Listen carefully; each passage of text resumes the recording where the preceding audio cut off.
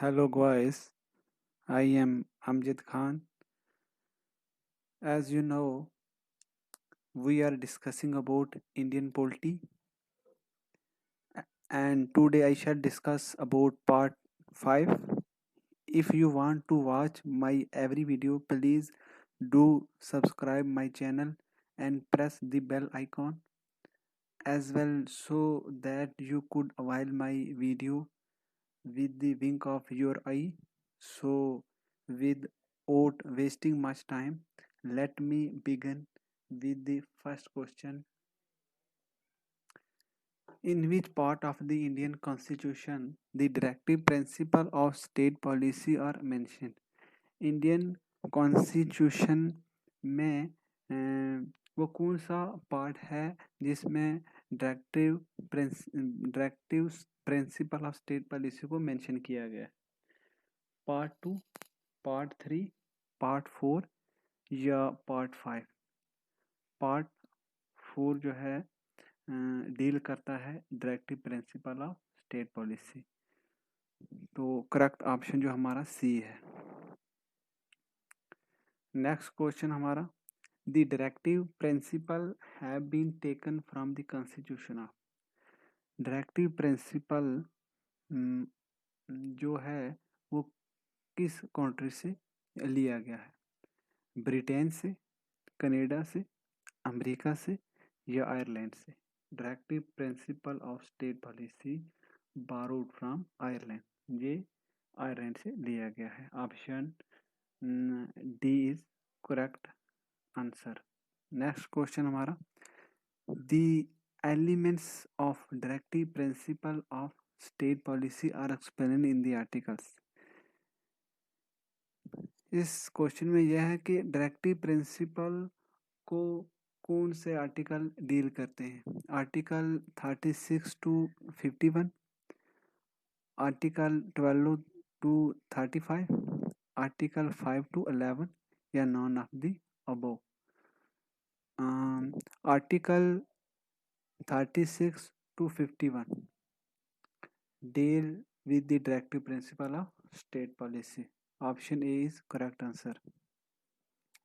Next question हमारा, which part of the constitution describes the financial relation between center and state? Constitution में वो कौन सा part है जो financial relation between centre and state को डील करता है?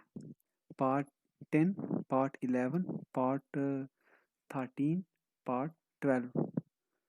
तो part 11 deal with the financial relation between centre and states. Next question हमारा, which constitutional amendment increase the number of members of Lok Sabha from 525 to 545?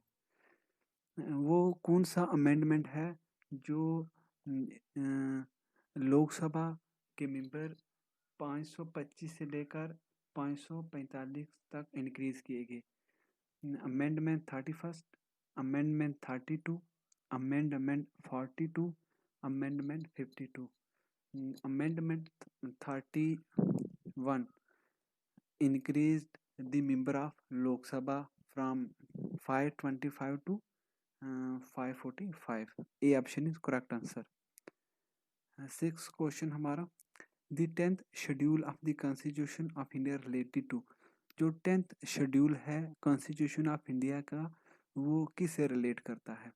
Panchayati Raj reform से करता है, land reform से करता है, अपॉइंटमेंट ऑफ अम्बुड्समैन से करता है या एंटी डिफेक्शन लॉ से करता है? तो option D is correct answer, anti defection law related to 10th schedule. Next question हमारा, the constitution is the supreme law of the land is protected by. जो कॉन्स्टिट्यूशन है वो supreme law of the land है, इसको protect कौन करता है? Supreme court करता है, कॉन्स्टिट्यूएंट असेंबली, पार्लियामेंट या प्रेसिडेंट? तो कॉन्स्टिट्यूशन जो है वो is the supreme law of the land is protected by supreme court. A option is correct answer. Next question हमारा, Nagaland was created as a separate state in the year. Nagaland को separate state का दर्जा कब मिला? 1960, 1961, 1962 या 1963? नागालैंड को स्टेट का दर्जा मिला 1963। D option is correct answer. Next question हमारा, the Lok Sabha is also known as, Lok Sabha को क्या कहते हैं? काउंसिल ऑफ स्टेट कहते हैं, द अपर हाउस कहते हैं, the house of the people या पार्लियामेंट? तो लोकसभा को the house of the people कहा जाता है। नेक्स्ट क्वेश्चन हमारा, आज के सेशन का आखिरी सवाल है, the council of states in India is generally known as. The council of state को हम क्या कहते हैं? लोकसभा कहते हैं, पार्लियामेंट, राज्यसभा या एड होक कमेटी? तो council of state of India को हम कहते हैं Rajya Sabha. C option is correct answer. Hope you understood well. Thanks for watching and good luck.